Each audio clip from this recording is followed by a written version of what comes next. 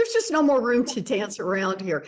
The evidence is undeniable that climate change threatens our economy. In a speech last month, Federal Reserve Governor Lael Brainerd said that climate change, quote, is already imposing substantial economic costs and is projected to have a profound effect on the economy at home and abroad. So, Mr. Gelzinis, how about if you connect the dots for us here? How does climate change put our financial system at risk?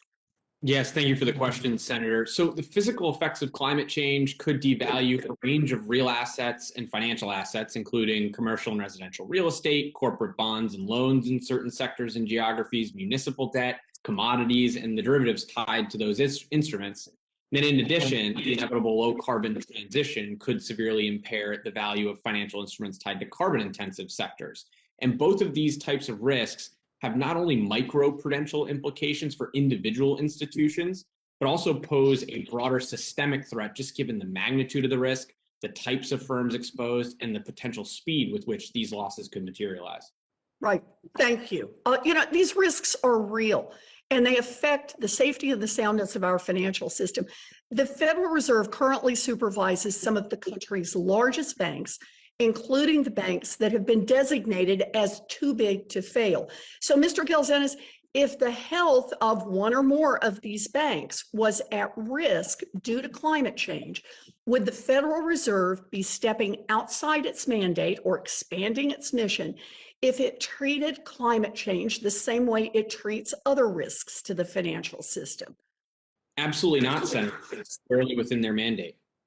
Good. In other words, because the Fed's mandate includes the safety and soundness of the too big to fail banks, it is within the Fed's responsibility to deal with climate risk.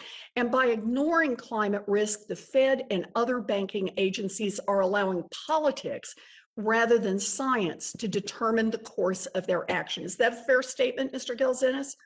Yes, I mean, ignoring these risks would violate the very responsibilities Congress handed down to the regulators.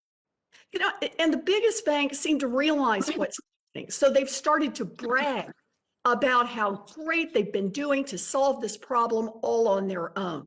Last month, for example, JP Morgan committed to achieving net zero carbon emissions by 2050. Now, I appreciate that commitment. I do.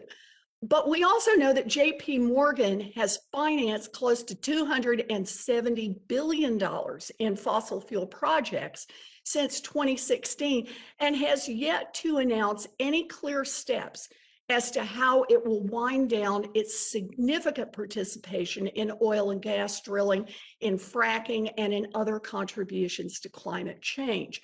So let me ask, Mr. Gelzinis, is voluntary self-regulation from big banks sufficient to protect our financial system from climate risks?